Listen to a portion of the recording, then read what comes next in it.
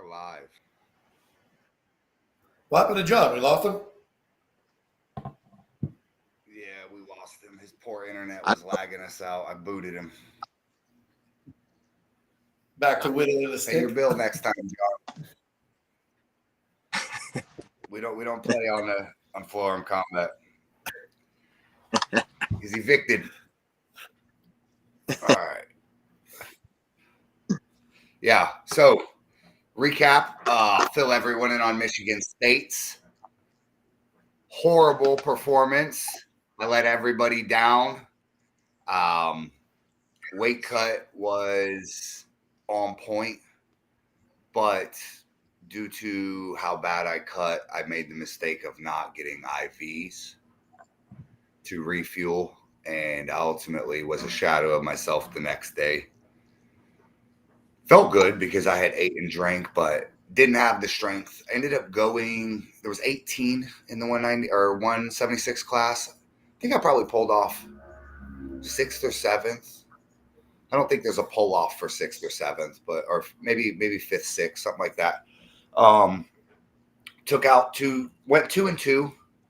Took a loss second round to Brian Malik, who is basically Maverick with no beard. Same human. Same fucking person. Heartedly strong. Giga Chad himself. He fucking had a hoodie on the whole time, and at the last second before our match, he pulled his hoodie off. I was like, oh, fuck, I knew it. His veins had veins. But I ended up pulled Kevin Palco. Almost beat Palco. I drew him.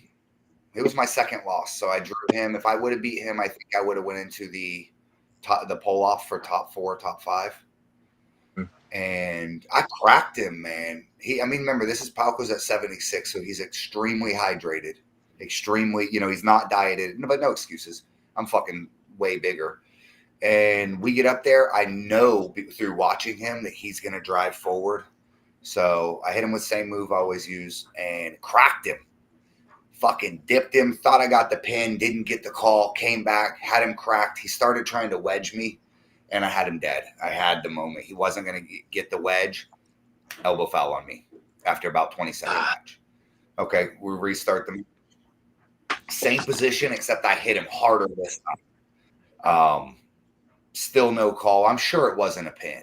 It just felt like it. I wanted it to be a pin. I'd have called it as a pin if I was reffing my own match. But no call. We get into the same battle again, and his wedge is deeper. I still got his hand, but he slips down my fingers a little with his wedge, just a little. And when he does, it's in. He's in. He's on. He's got me on my breaky. So I transitioned. I went ahead and dropped to a kings. And as soon as I do, the referee's like, do not drop. Stand up, stand. So I'm like, fuck. So I just lay in the kings as good as I can from a above the table position. Standing. I stopped him on about 2 or 3 surges, and then I got pinned and exited the tournament. So if I had to give a honest review, I wouldn't do it on here. I enjoyed the tournament, but it's because I enjoy ARM. I say about 450. This is the truth, and here, fuck it, we'll say it right here. I'm not a fan of the old guard. I'm not a fan of these old senior citizens running ins, and nothing against anybody. But I am used to young excitement, right? Our shit is a party. It's insane. Michigan State's was beautifully organized. It ran like a clock. Tournament was bigger than I've ever run, and it was a better show than I've ever personally done as far as the production level. But it had the same bowling with muscles vibe. Brandon Morris to the table. Brandon is the winner. Maverick on deck. And it never ended. And that was fine. But after 10 hours, that shit wore me out. So Steve Pettis is a badass promoter. It was a dope tournament. It's the biggest tournament I've ever been to outside of UAL, WAL. For just an independent guy running shit. That's the craziest tournament ever. but it was a long experience. So I can't help but think the energy, what a collaboration with us, or what having the proper, I mean, just paying Travis $1,000 to go there and commentate would have turned it into, because it had the potential for a party, but it was a long and wearing day, and that happens with 400 or 500 people. No knocking the tournament. But there's something to be said for arm wrestling changing gears. It really is. And I watched it there at Michigan and ours, the staff were probably 60 years difference in age. You know, maybe 50-year difference. It was some huge drastic. So what you had a lot there, and remember, I'm not knocking Steve Pettis. He treated me like gold while I was there. But you had a lot of, it's this way because. And I said a couple of times, well, why is it that way? And it says, because it's always been. For me, that's not an impressive answer. For example, I asked the referee. They were being very, very strict for intentional slip, intentional foul, intentional anything's a loss.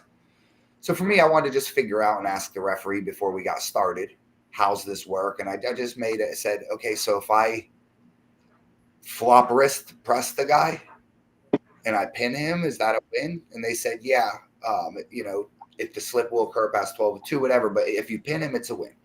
I said, okay, if I take his hand and I got him an inch from the pad and we slip, regardless of intentional, who's the winner? And they said, you would be the winner because it's past 2:00. You're on your side of the table when the slip occurred. That would be a slip in a losing position. So I said, okay, now if I flop wrist this guy and he lets go of me at the last second, what's that call? And they said, that's a loss for you. And I said, how would that be a loss for me? They said, well, because you don't have your hand on top. You don't have hand control. He's in a winning position. Winning position. I said, we're past 2:00. Hand position is irrelevant to anything if 10-2 is in act. And not to say this literally did not affect me. I decided to not death press anybody, to not risk it. But basically what they had told me, and it was, if they really were to it, where like past 12-2, anything past 12-2 is whoever side they're on, I could death press the whole place. The whole kudos to you for getting clarification before it started. Sure. So I asked, and I just wanted to clarify. I flew a long way. I didn't want to waste my time going out there. And so that was a good example of when I said, well, have you considered that I would win had he not let go with my hand on the bottom? The hand on the bottom does not signify winning. Jerry Caderet ain't never been in a winning position in his life by that rule.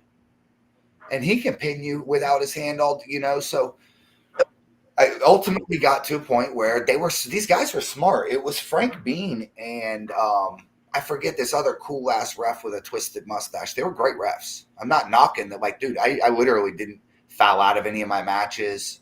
It was fucking great reffing. But when I asked him, he said, hey, I can see your point there. And I said, well, why is it like that? He says, well, that's because that's always been like that. If you have whoever has hand control when the slip occurs now takes precedent over 10-2. Yeah. So I get it. But this is an old way of thinking. Just like we have a lot of this in, I think some of this, the East, or not East versus West, like top 8 and shit. Like if you shove the guy off the pad, that would be your fault because you were able to shove him. And so a lot of this, like you find it's basically two sports. You have this new age rule set where it's all slips go to the straps. We take out as much subjectivity as we can, right? And that's what FLO ARM is essentially like pushing towards is we want the referee to not have any opinion, right? Because when you get to, it looked like it was intentional. Bro, I flew a long way for it to look like that to you. Yeah. And the truth is we want it to be, hey, you know what? It is what it is. Set him up. I heard a lot of talk that Mayhem is going to have rules similar to this. And that's okay, right? Listen, I'm not a dictator to say everybody has to do the Brandon Morris way.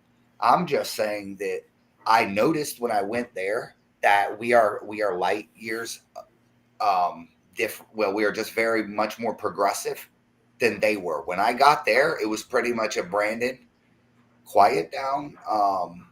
This is how it's been. And so I understood, hey, you know what? It's not my, I'm like, okay, I'm just going to have fun in the rule set, try my best here. But out there, I mean, it was totally different, man. There was nobody going to the straps because everybody's scared to catch the intentional or to get caught at 10-2. And in all fairness, my first match, the fucking guy had me an inch from the pad and I let go, and they gave me the strap still. So not is a loss or it's a restart. Like, is it count as like a foul? Intentional is a loss for whoever's intentional. Whether you intentionally elbow foul or intentionally slip, it would be a loss. Wow. Yeah, because you intentionally let go, you didn't finish the match. And that's fine. That's fine. I can dig that rule. But when it comes down to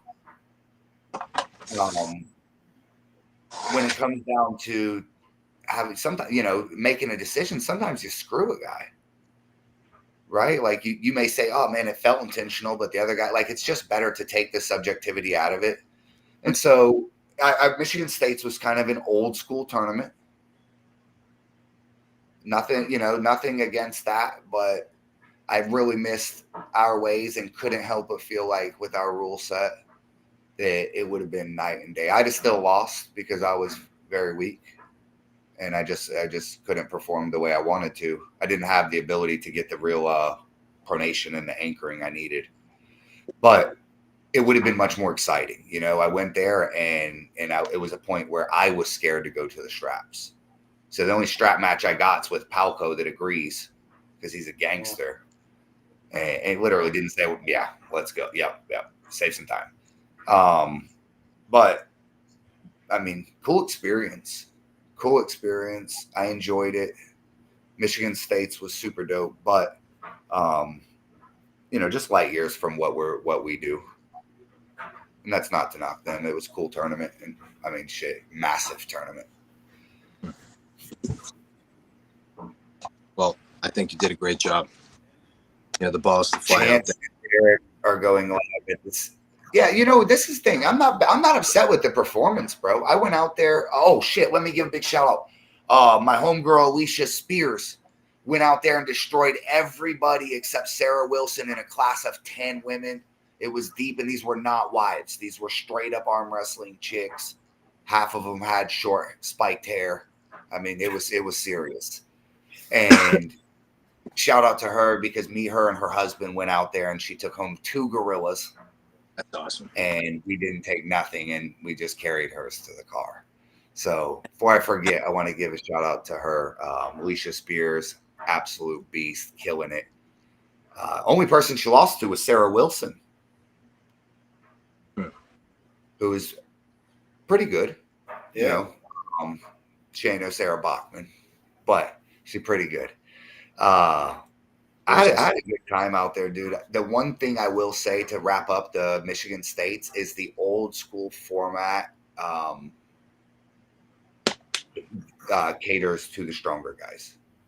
100%. The lack of games and pure handmanship and hand games definitely catered to the strong guys.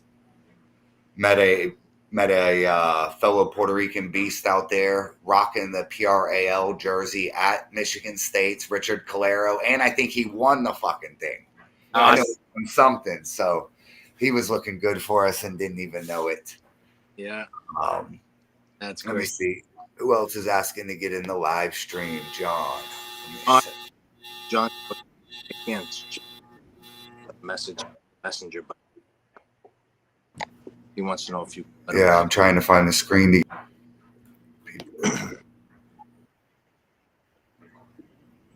That working better? I think so. Yeah. Last time, John. This is your last and final chance. Here he is. All right, you're back. Yeah. I didn't make myself proud out there by any means, but it was still not the worst performance of my life.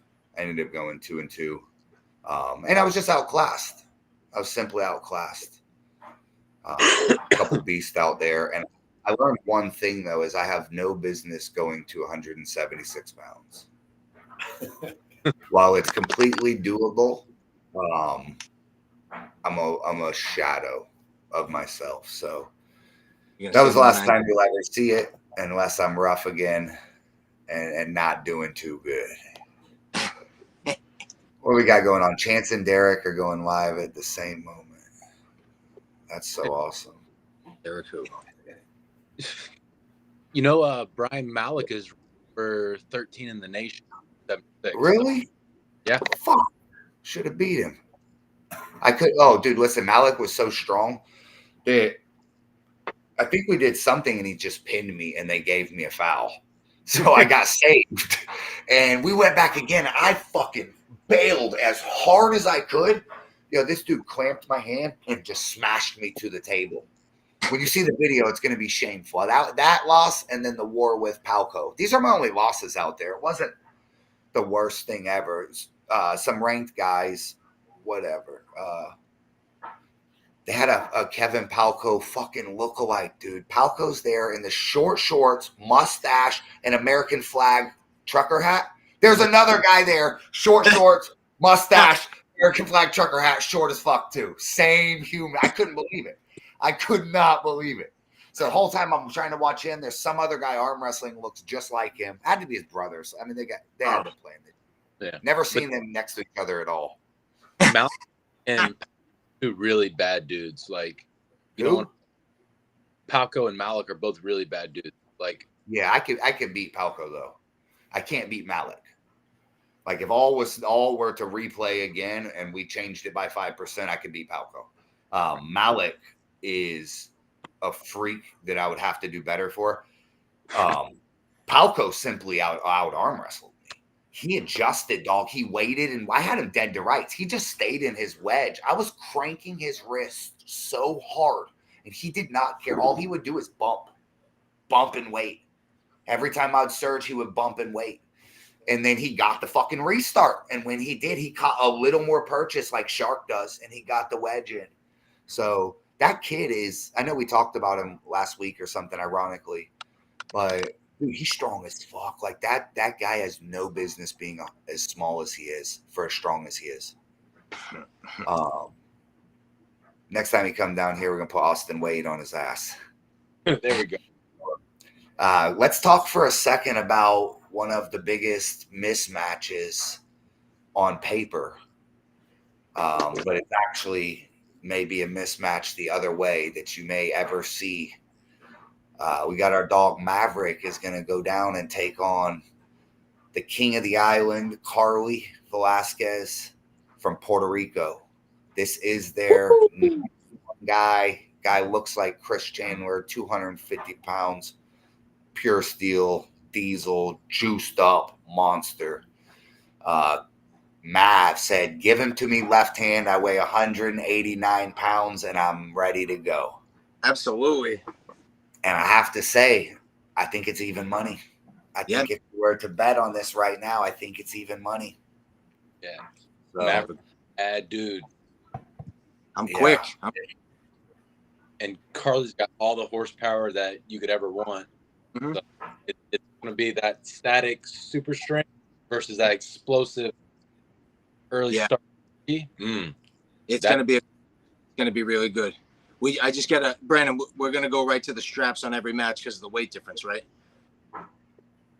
I don't think he would have a problem with that. I mean, I'm not. Are you asking me to dictate that? It's not my field to dictate. You talk to him. I'm sure he's a gangster. He don't care. He doesn't care. He just said he's losing. The truth is, I would like you to not agree to that, because if suddenly you're winning 2-0 or one of you are winning, I'd love to see you guys try outside the strap. I can't stand when a guy's up 2-0 out of the strap and he has to seal the deal instead of trying to give a little bit to concede. No, you're not giving up the match or a match, but it's like if I beat John every single time in the straps, right? I'm up 2-0. It's obvious he's not going to beat me. Let's try one without the strap. Oh, right? then Sure. Of course. Sure. Of course. Got to be When fun. you Got to get be. nice and tired, let's pull in the hook also. Yeah. Right. So that the little variety, that's kind of what you give as you are outclassing the guy. Mhm. Right. It's like me to just beat you, Mikey, 3 times inside the straps or in a top roll every single. I get it if there's money and some prestige. But isn't it nice just like, okay, I'm up 2-0, hook him. Oh shit, Mikey got that hook. I ain't going back there. Finish the deal. Yeah. You know, and that's really what gamesmanship is. It's not much of a show, in my opinion, but this is fucking opinions. I like to see the guy concede a little. So I don't want you all to have every match in the strap. I'd love to see you guys start in the strap and see where it goes. Okay. Yeah. Shit. My bad. But again, that's up to you and Carly. What we got? Yeah, man. John, do you mind going over the card for Puerto Rico real quick? I can. And we're gonna spend a little bit of time at the end. We're gonna talk about Mayhem. I want to give Chuck a little more support, brush everybody up on what's going down there. But go over the Puerto Rico card. We are doing another Invasion 3.0. This is the King of Florida, Puerto Rico edition in Florida, Puerto Rico. So don't be confused. This is not in Florida. If you show up July 20th, you're going to be in the wrong country. We're going to be out in Puerto Rico. We're bringing out a bunch of FLO ARM athletes. You know, we got guys going out of the country, traveling with us, all sorts of stuff. This might not be the biggest league in the world, but I don't see anyone else taking people out of the country. So, you know, we're all about arm wrestlers, and our guys got some badass matches there. So, John, cue them in who it is.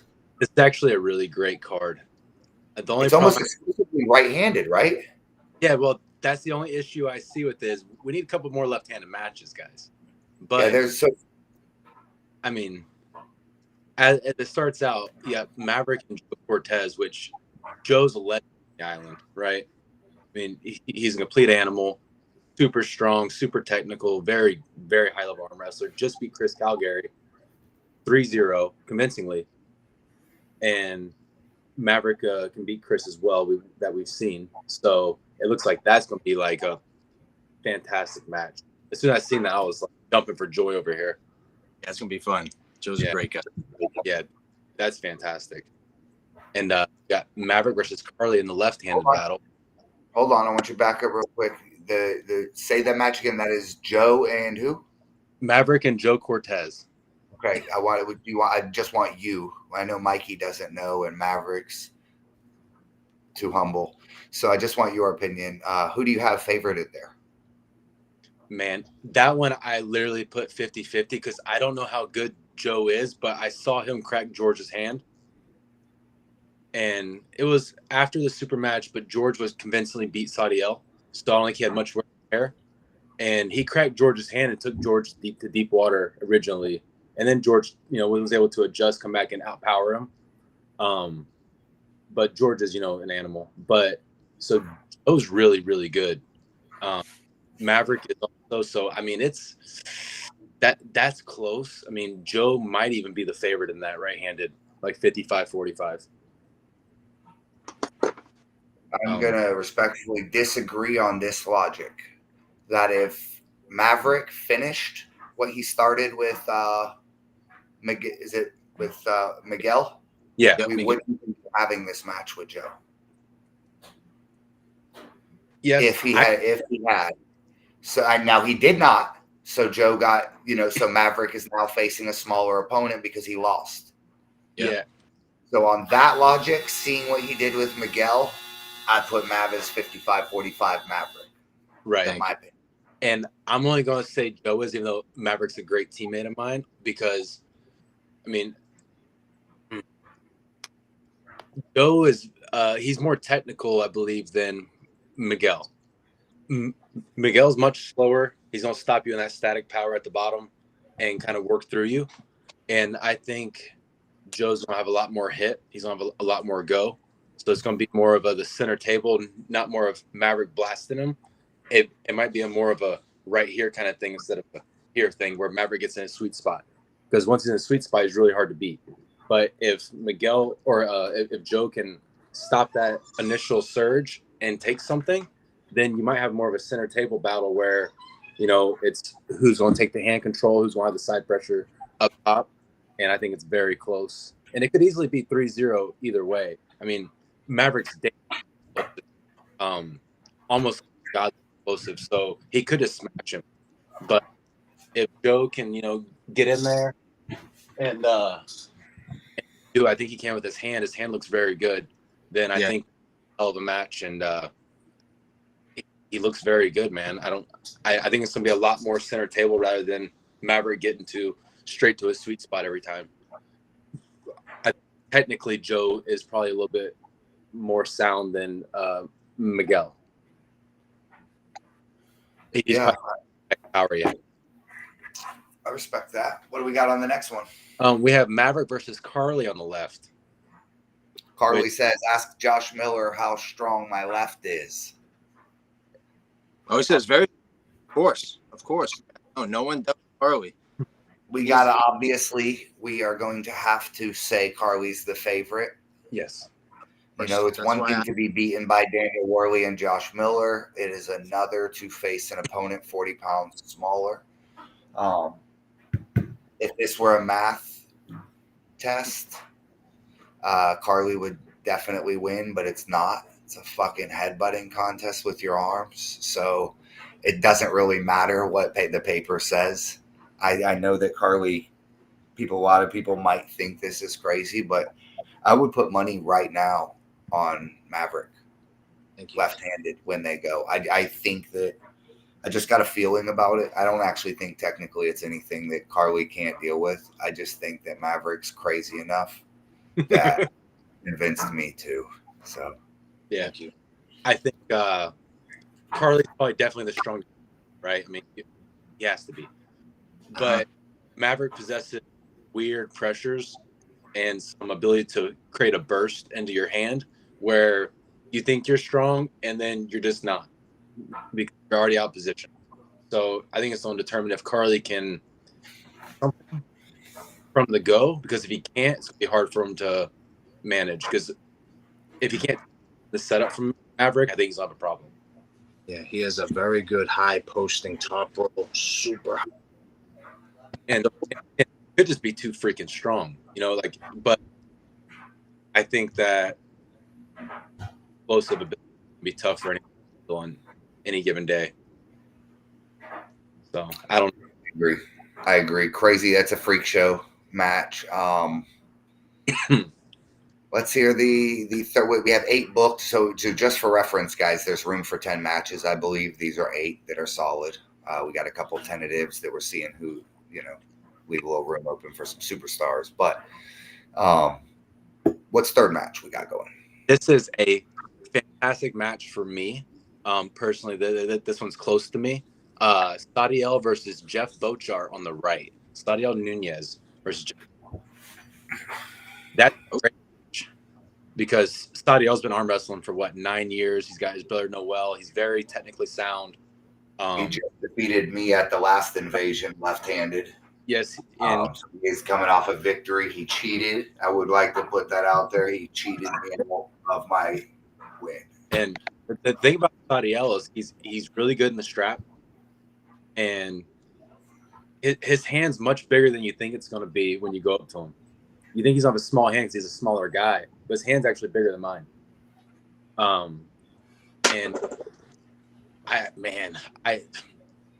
I would take Jeff in this matchup. I think Jeff's right arm is something pretty special.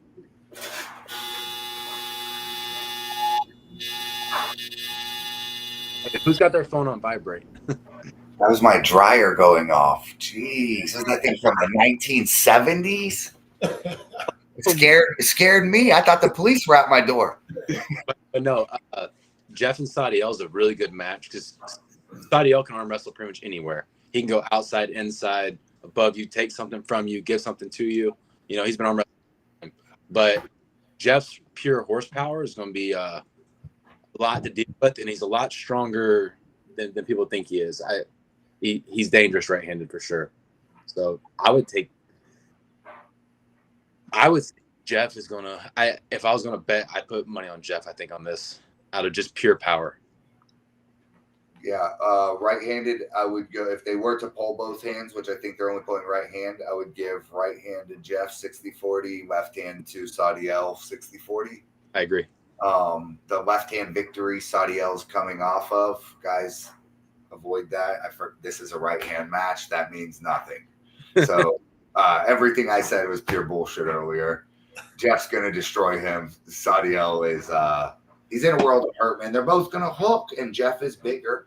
They do have a stipulation of 180-pound weight day of, so that may affect things. But from what I've understood and the way I've learned, through each person is you just don't hook Jeff. And Sadiel, I know, is gonna hook Jeff, and he doesn't have what the length I have and stuff. Yeah. To play it, he may be able to top roll him, but what I am able to beat Jeff with is that my arm is twice as long as his. Yeah. The problem with Jeff is you think you can top roll because his hand is like this little concrete device.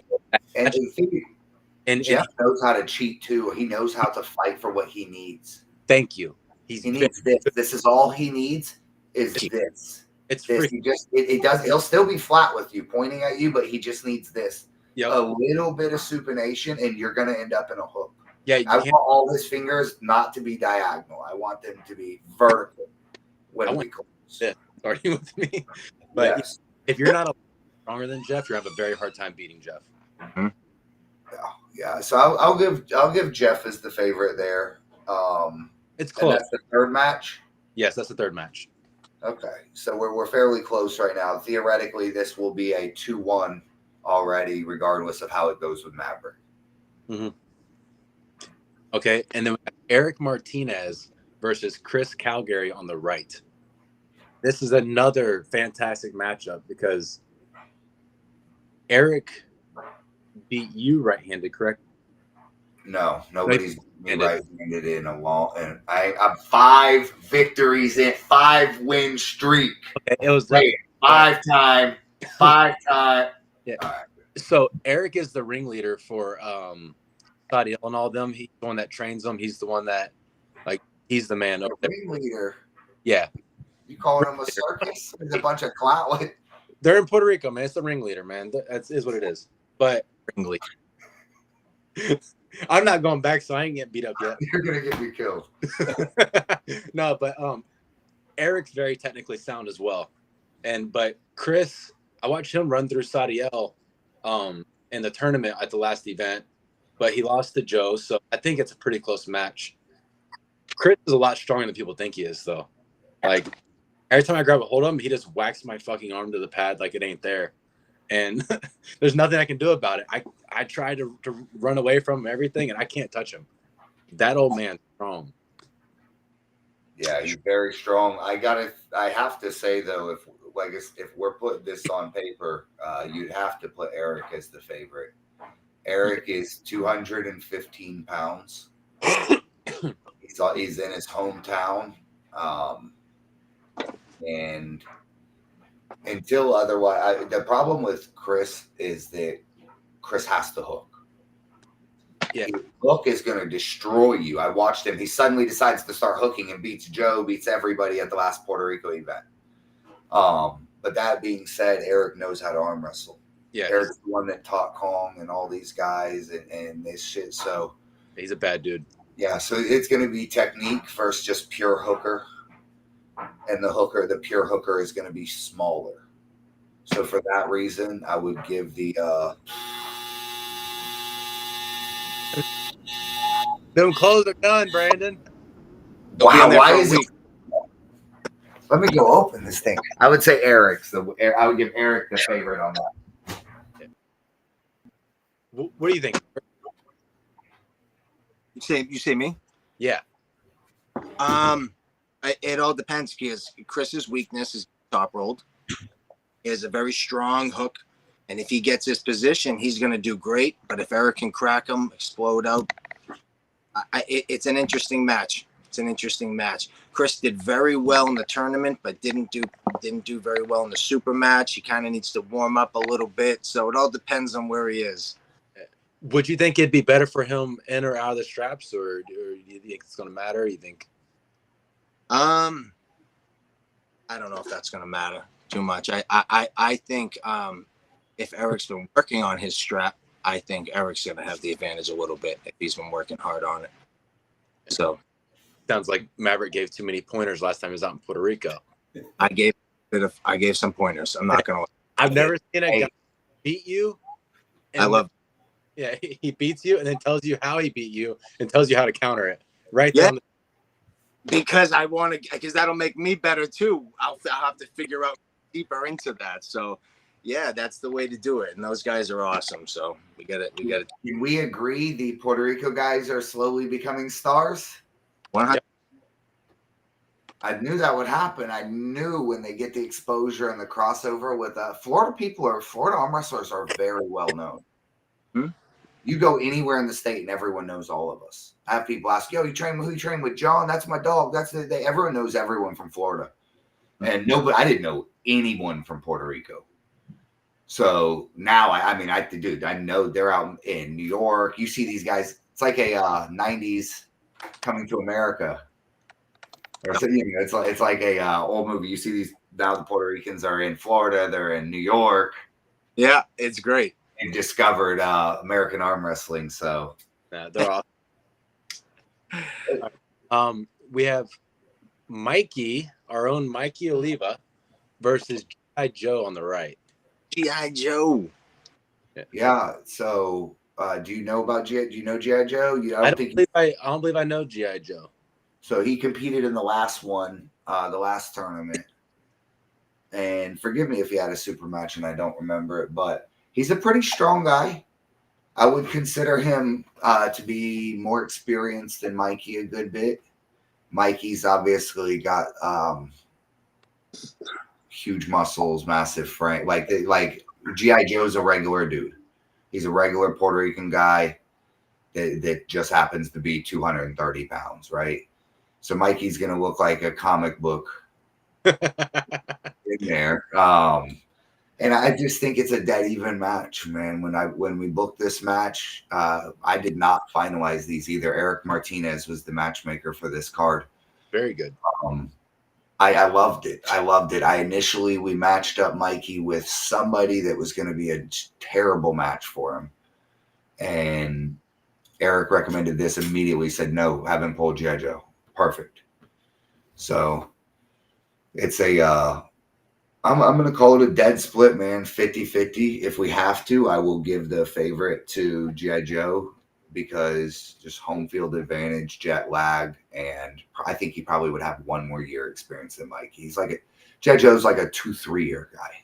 Yeah, and you got the nerves of a super match and going up there, plus trying to get everything set. There's a lot goes into it. But that's awesome. I might have to check him out because I don't know who he is exactly. I might know who he is. I've probably seen him. I just don't know him by name. What style? Is he inside, outside? I believe he's an inside polar, and we'll get you some footage on him. It's a beautiful match. He is totally beatable. You could simply arm wrestle, have a great day and beat him. He could have a day where he gets in his lane and make your day long as hell. Mm-hmm. So it's pretty much the very best opponent we could give you that's winnable. And that's kind of always what I want to take. I even try to take the ones that I can't beat. That people are just, you're crazy, you know. And then when you go 3-1 with the guy, they're like, shit, he's in it. So I think it's going to be a great debut for Mikey. I'm predicting the victory. Mikey's got a great ability to listen and to jump on the fly. He doesn't seem to be deaf during the match, which a lot of people are. Mm-hmm. Sure. And sometimes you can be a megaphone in someone's ear and they're not doing it. There was a guy telling me when I had Palco dead, said, just climb his fingers. And I couldn't. I wasn't listening, but I heard him. I should have listened. So I think Mikey will make the adjustments that I will base. I want a remote control arm wrestle through Mikey's body that day. I'm going to be a bird's eye view. Mike, roll here, do that. And I think he's going to just blow him out the water. So that's my opinion. And when you travel somewhere, you don't want to face anyone that's a guarantee. You always want to challenge yourself, right? Like if you face someone, it's like, oh yeah, I'm gonna beat that guy. No, like you want to tell them you're gonna beat him, but you also want to try and step up to where it's like, man, I don't know, that he looks good, like, and challenge yourself, because if you do win that match, it's like you graduate to that next tier automatically because your confidence and your ability both match up now, rather than judge just your ability compared to confidence. Been there. Now, Mikey doesn't know how crunk these Puerto Ricans get. Hey, them motherfuckers over there, dude. Hey, I'm telling you what, if I could go back for every event, every fucking weekend, I would. They're awesome, man. Like that first event was the craziest thing I've ever been to. I've never seen a crowd. When Kong took the mic and started yelling to them in Spanish, and they started chanting back, freaking 70 deep. I was like, in there, dude. That's the craziest event I've ever been to in my entire life. Yeah, I thought we were gonna have to fight our way out of there. It was getting fucking risky, and we only had about 8 guys. Yeah. When I was up there with Dan, and they were going crazy, I was like, and he pinned me the first match. I looked out there, and there's like just a bunch of arms, and they're yelling. I was like, oh my god, this is the coolest part of. We had to go 7-6 with them, or else we would never got off the island. Right? No, it's the best thing ever. It was. For the next one, we got Brandon Morris versus Josue Nieves on the right. I'm not sure who that is either. Yeah, we already know. There's no one named Josue that in the world that can beat me. I asked Eric, send me a picture of this guy. Sent me a picture. It looked like a 220-pound version of Ricky Martin. I said, he cannot beat me. He's too pretty. I sent him a kiss, and that's the end of that. I said, I'll take the match. So I hear the guy's amazing. I hear he's amazing. He just looks friendly. And unless you're real ugly and scary, I ain't worried. But the benefit these guys have on like you is that when you go, you're pulling multiple guys, right? You pulled this guy, that guy, this guy, that guy. So now they all kind of have an idea of what you're doing, so they can game plan pretty well for your style as best they can. The problem they don't understand is you have 7 styles and 4 different setups that you're like really high level at. So you can change it up, but at least they can prepare for kind of what they're expecting now, rather than the first time where they're like, we've seen it on video, so maybe, but a couple of guys have felt it. They got some pins. So, and the difference is I'm growing fast. I'm back. I'm 200. I'll probably be 210 out in Puerto Rico. That version will be a different version than the emaciated version or whatever. So, Mr. Nieves better be careful. I hear he's great. I told Eric, I said, who is he? He says, don't worry, he's very talented. So I was like, shit, okay, I accept. You ain't got to tell me much more. If he's a dog, put me in the fight, So we got nothing but 6 win streak. It will be when we return to this. So what's the next one? We got Miguel Rosas versus Atelier on the right. I don't know. I can't say the guy's Atelier. Yeah, that's Alejandro. Oh, Alejandro that pulled Josh. Yeah. Oh wow, yeah. That's Artelaire is what they call him. Yeah, that's a good match. I think Miguel is just very, very strong. He's gonna be hard to beat, but it's gonna stop right here. Say the match again. Miguel Rosas versus, it says Atelier. Oh, okay. That's a Puerto Rico versus Puerto Rico match. Miguel and Artelaire. Artelaire. There. Yeah, Miguel's the most technically sound guy on the entire island. Artelaire is he's the second strongest person on the island, right hand probably. Oof. Yeah, so I think it's gonna be a war. I would have to say Alejandro. Yeah, I'm going with my dog Miguel. It's gonna be a war. What else we got on there? The last one we have right now is Stan versus Kong on the right.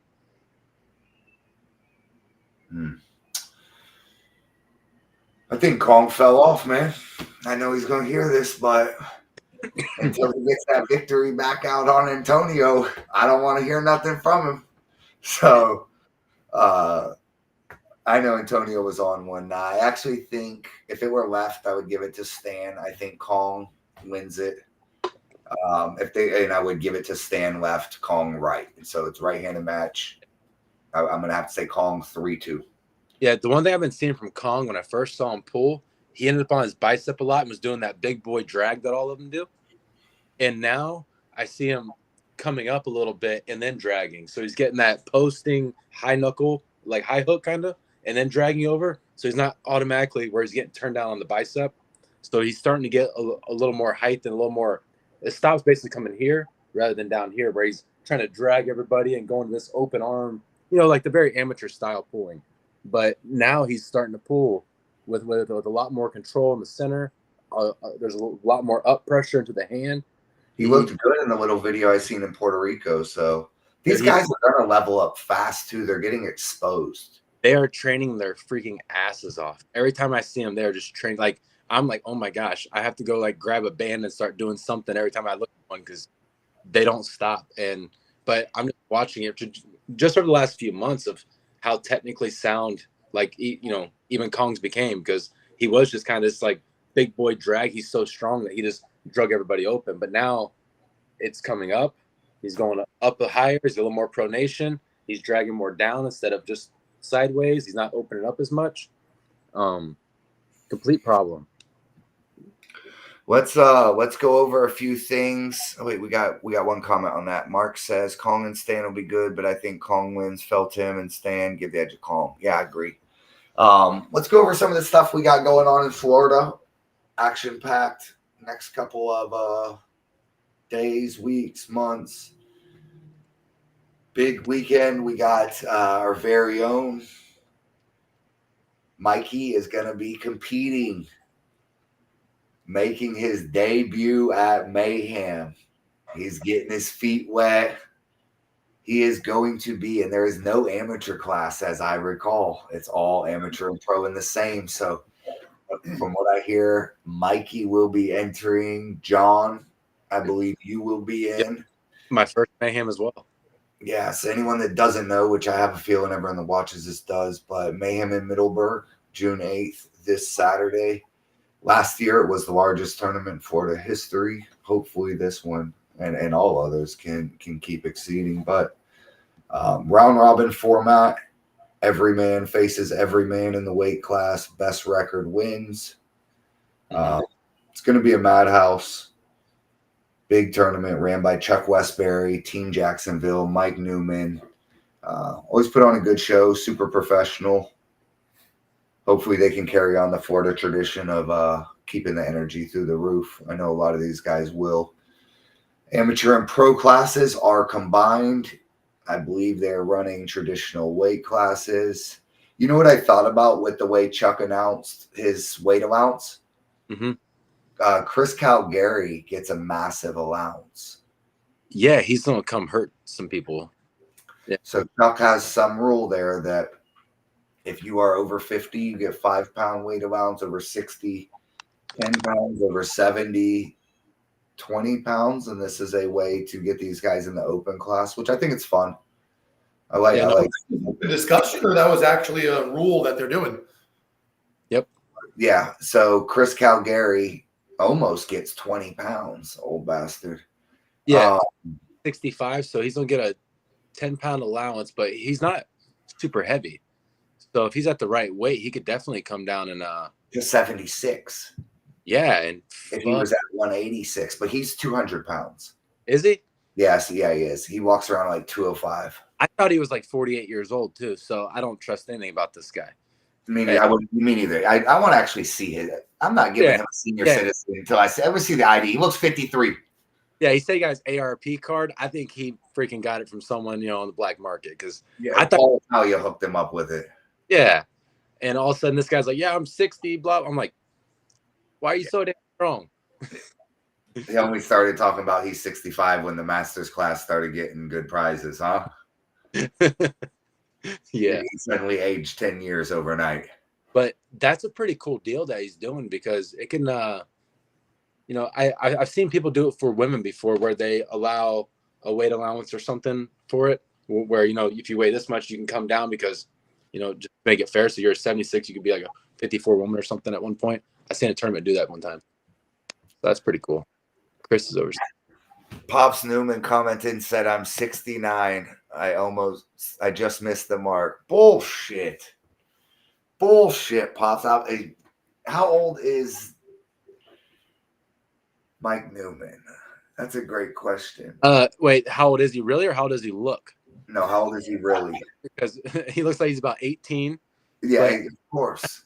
He's but, got, well, dude, when there's a certain type of guys that are like smaller dudes that they'll look young forever. Yeah, but his little brother just graduated.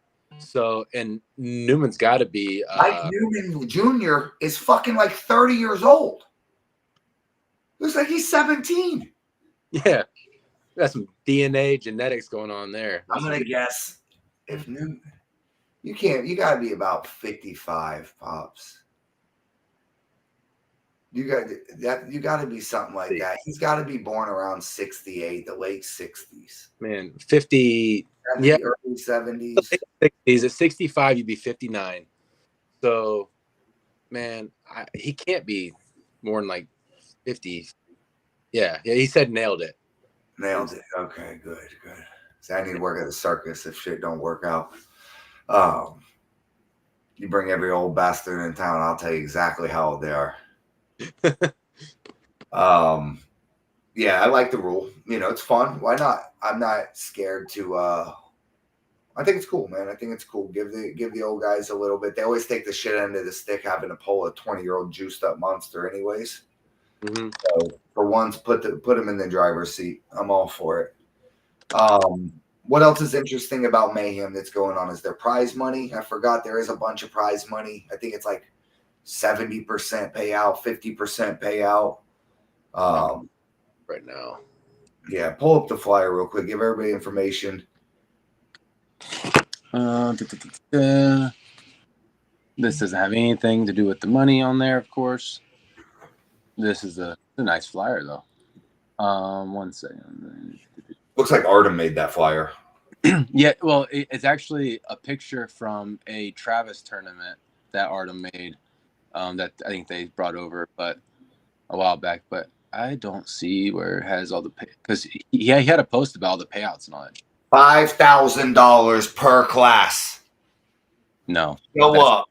Cash payouts, $5,000 right hand, left hand, each class per hand, per arm.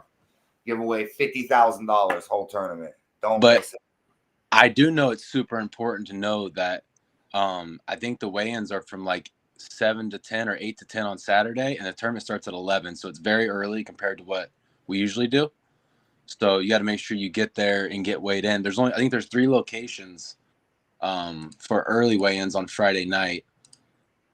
And I shared that for comments and says 50% payout. So great payouts. I've been in this. I won this tournament one time. Must have been 10, 15, 20 guys in the class. Probably 15. And 50% payout on 15 heads. You're talking good big. money. Yeah, big, quick. But it's got a early weigh-ins at Pro Gear Gym, the Genesis Health Club, Pole Barn. All have early weigh-ins Friday from 6 to 8. Or at the Ramada Inn where the tournament's at. That's worth mentioning. Ramada Inn. My man went and rented out the Ramada Inn for this tournament. Big ballroom. It's going to be cool, reminiscent of a expo style tournament. Little bit different than a lot of the Florida scene and some of the stuff that we do. But no less, no fun. Expect fireworks out there at Mayhem this Saturday. I think it's going to be something different. Yep. Just don't forget the weigh-ins on Saturday are only from 7 to 10. It doesn't go till 12 like ours usually does. Ours go to 2. To 2. Weigh-ins go from 10 to 2. But yeah, so get there early, get weighed in. Yep, because they want to start at like 11 o'clock because they're expecting a huge crowd and want to make sure they get through everybody this year, because last year they didn't get to finish the right-hand round robin and they ended up having to go to a double elimination. So He's expecting a big turnout, so they want to make sure everybody can get in there, get the round robin format, get all the experience, touch as many hands as possible. That's the best thing about this tournament, really. Even if you're an amateur or like a pro, you're not on the highest level. Even if you go in there and lose, if you get to grab 15 different hands and get to see what these guys are doing, and you pull a guy who's been pulling for 12 years, you pull a guy who's been pulling for 6 months, it's so different. But instead of going 0-2, like you go out there, you're getting your ass whooped. You get to go there and you get your ass whooped 15 times, which is awesome. I mean, it is what it is. But at least you get to go in there and try, and you get to go and get all that experience, because that's really, when it comes down to it, that's like 6-7 tournaments of experience that you might get in one day. And and that's over an 8-month or a year's time, you might have that much experience. So it's a big deal, I think. Yeah, it is. It's about between. I would say it's about 4 to 5 times the experience you would normally get. Maverick, welcome back. Lord help him if he does not know we're live. You're going to get a crash course in arm wrestling, and you're probably. And this is not to undersell us or anyone else, but I don't think you get better bang for your buck than this Saturday. I don't think in the entire sport of arm wrestling will you get more matches per entry fee than you will get this weekend. So you typically can pay between $5 and $25 per match, depending on how good you are. The better you are, and the cheaper matches get in life, right? You're winning all day and the same entry fee. It's a lot better than going 2 and out. But no matter how you do here, for Chuck's entry fee, I believe it's $35, $30. It's $30, I think. Yeah. You may get 15 matches. So with just $1 per dollar and even if you have all the money in the world, you can't really arm wrestle more. You can only take 2 losses. Here you may be able to take 18 losses in a row. Yeah. So for the same little fee. Yeah, and that one guy you've always wanted to grab a hold of, but you went to 6 tournaments and he's in the finals, but you never got to touch him because you lose out every. This time you get to try it. At least you get to finally see what that one guy you always miss out on is all about. So yeah, I got a couple.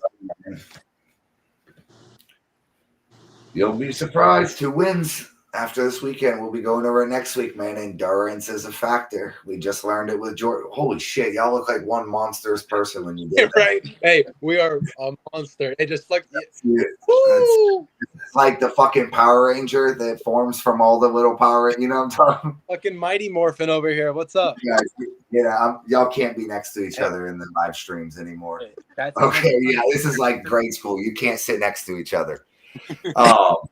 Yeah, it's fun, man. Our next tournament, Armageddon, June 29th. We're going to be back at OB's Lounge, roughly 4 weeks from today, a little under 4 weeks.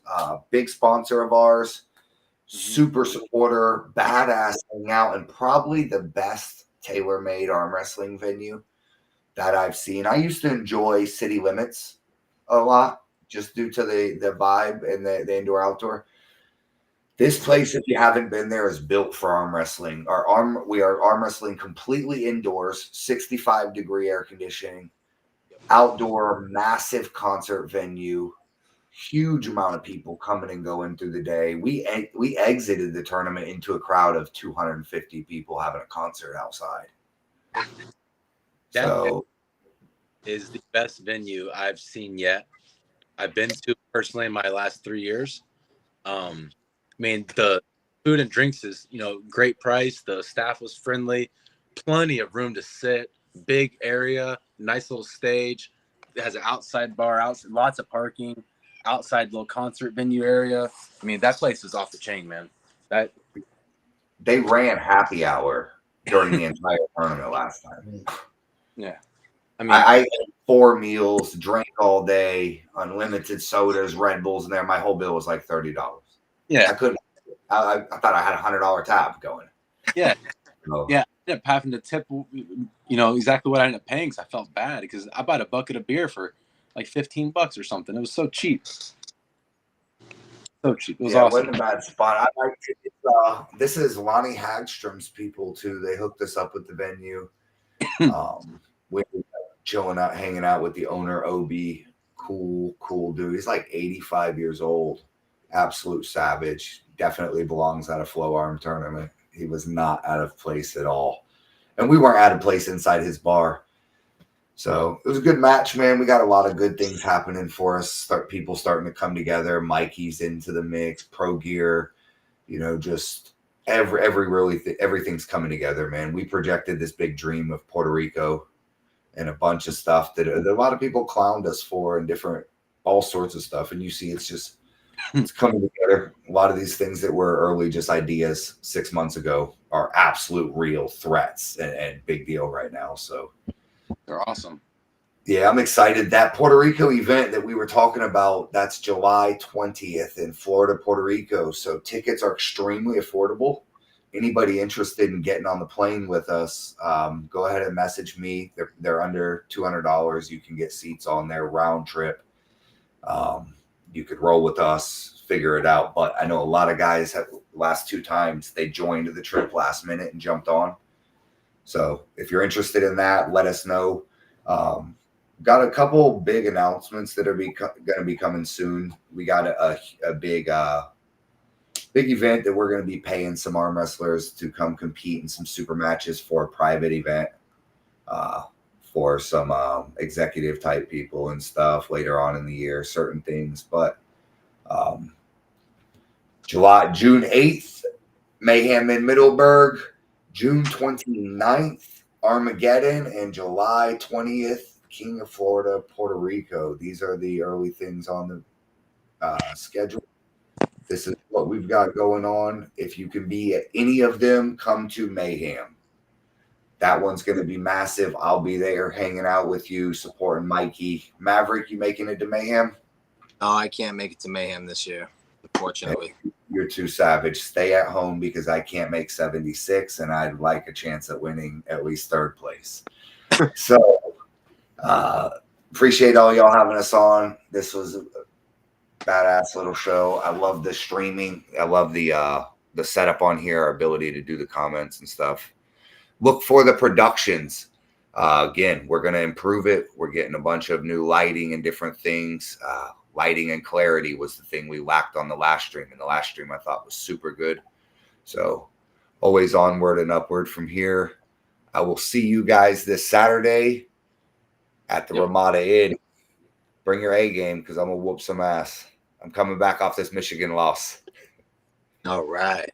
There we go. Y'all be Mikey, stop working out right now. Do not go to the gym in the morning, okay? Sit at the desk. For the next 3 days, I got you. He doesn't Massive. That's all he. Yeah, I know him. All he's gonna be doing is arms the next 3 days. Nervous, right? That's y'all be easy, man. All right, be well, guys.